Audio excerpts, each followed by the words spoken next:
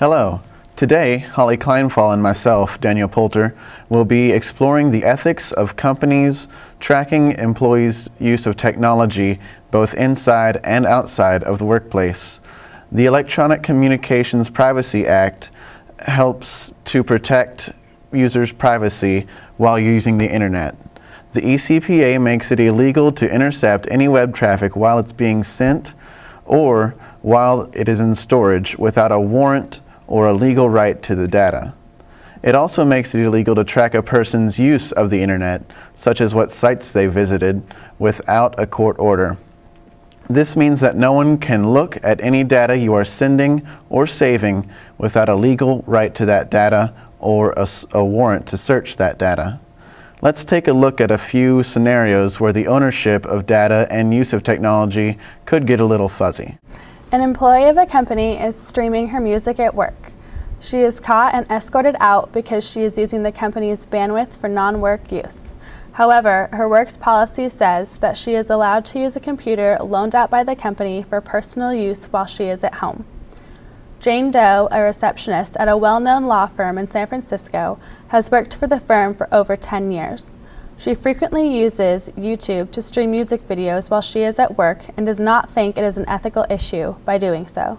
However, the company's policy strictly says that the use of computer facilities for personal reasons is strictly prohibited. While Jane Doe is at home, and if she is using a loaned-out company computer, she is free to use the computer for personal use so long as it is not illegal because she is using her own bandwidth and is not on company time. A conflict between several coworkers broke out on Facebook about their unfair working conditions.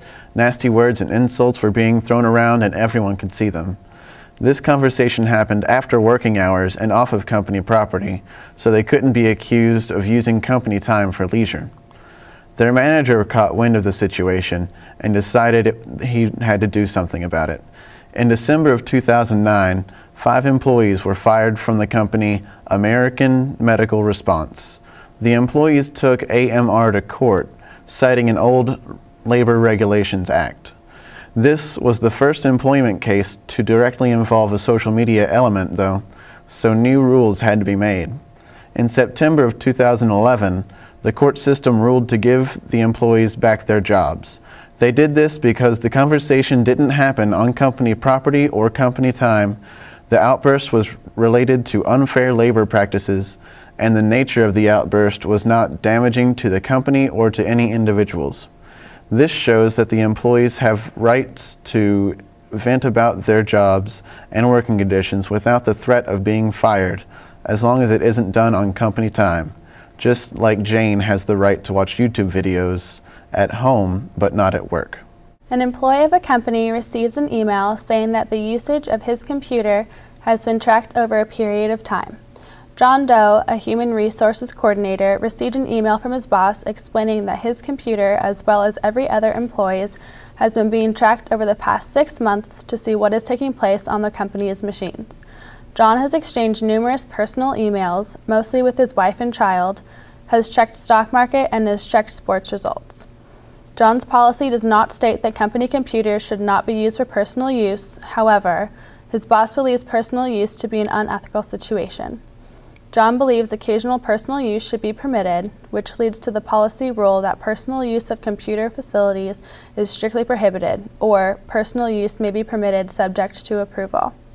A real-life scenario from ZDNet.com, which mirrors employees using company computers at home, is a scene from Penn Valley, Pennsylvania, where a high school boy was caught displaying improper behavior in his home by the principal of the school by turning on the computer's webcam via remote control.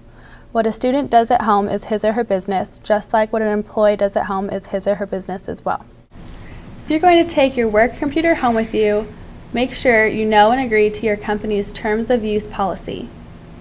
Hopefully we've helped you understand a little more about the kind of rights that come with using the internet inside and outside of your work, and the ethical reasoning behind why those rights are there. This has been Daniel Poulter and Holly Kleinfall giving you your ethical YouTube broadcast.